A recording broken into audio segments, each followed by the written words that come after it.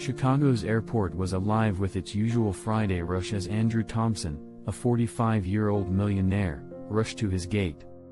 Dressed impeccably in a tailored suit, he checked his gold watch, already preoccupied with yet another business trip. But despite his wealth and success, an emptiness lingered. Suddenly a woman caught his eye. She had brown hair, and beside her walked a boy, about 10 years old, holding her hand. Andrew froze. His heart skipped a beat as he recognized the woman, Sarah, his ex-wife. But it wasn't just her that stunned him. The boy was like looking into a mirror of his younger self: green eyes, messy blonde hair, the same mannerisms. His mind raced back to that fateful night a decade ago, when he'd left Sarah in the dead of night, a letter on the kitchen table. He had been consumed by ambition, craving success, and convinced that Sarah couldn't provide the life he wanted. He never looked back. But now, as guilt gnawed at him, he wondered, had Sarah been pregnant when he left? Was that boy his son? Overwhelmed, Andrew moved toward them, desperate to know. "Sarah," he called, but his voice was swallowed by the airport's chaos. The crowd closed in, and by the time he reached where they had been, they were gone. Frantic, Andrew ignored his phone ringing. It was Vanessa, his current wife. Instead, he turned on his heels, exiting the airport. He hailed a cab, his mind racing. He needed answers. Pulling out his phone, Andrew dialed a familiar number. "Frank, it's Andrew. I need your help to find someone." The days following were a blur of sleepless nights as Andrew anxiously waited for news from Frank, the private investigator. Then, the call came. "I found her," Frank said. "She still lives in the same area. And she has a son, Ethan, 10 years old." Andrew's heart pounded. It was true. He had a son he had abandoned without even knowing. But there was more. "She's been seeing someone," Frank added. "A guy named Mark. He's been part of their lives for a while."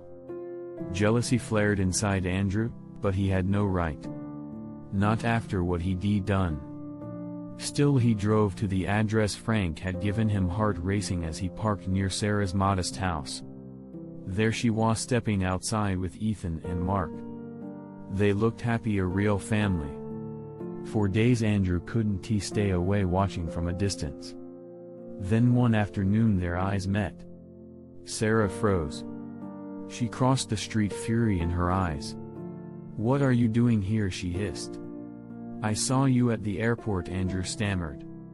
I know about Ethan. I need to talk to him." Sarah's eyes blazed. "No. You don't get to just walk back into our lives.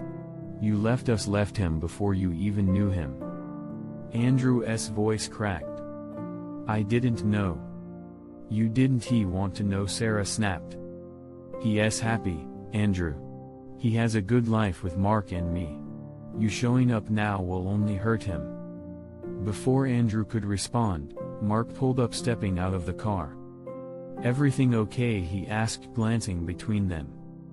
Sarah forced a smile. "Fine. Just someone from the past."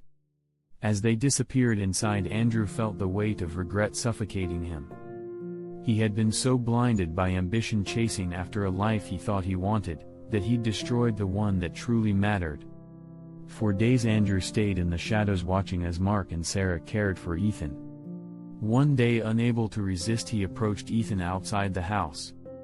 "Hey, kid. Is this ball yours?" he asked, holding up a soccer ball. Ethan shook his head but replied, "No. I play soccer sometimes though. With Mark." Andrew's heart ached. He longed to tell Ethan the truth, but the words wouldn't come. He chatted with the boy for a few minutes, savoring every moment. Ethan had no idea he was talking to his real father. As Ethan turned to leave for school, Andrew whispered, "Take care, kid." His heart heavy, Andrew realized that making things right wouldn't be easy, if it was even possible. But for the first time in a decade, he was determined to try. "It was nice talking to you, Ethan." With a bittersweet smile, Ethan waved before running off, leaving Andrew with a confusing mix of joy and sadness.